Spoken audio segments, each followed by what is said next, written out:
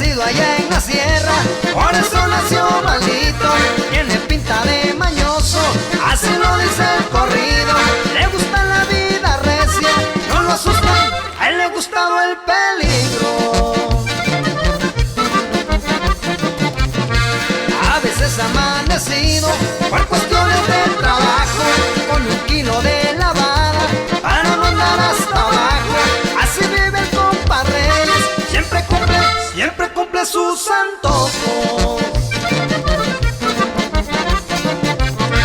En un carro deportivo, seguido lo ven paseando, hace magia en 2 segundos, con un cuerno recortado. Ese le busca pelea, los manda pa' el otro lado. Y no es mentira, compa Cándido Reyes, te los dará, te los dará.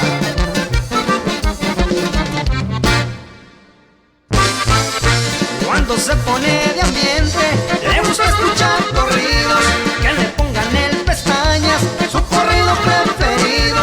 Se pasea en el Papa López, rodeado de sus amigos. Desde niño ha demostrado tener los huevos bien puestos, y en cuestiones de trabajo él nunca se anda con cuentos.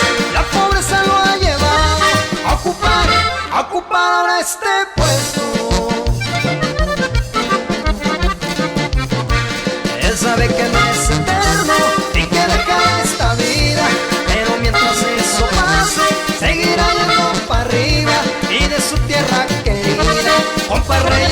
Compa Reyes no se olvida.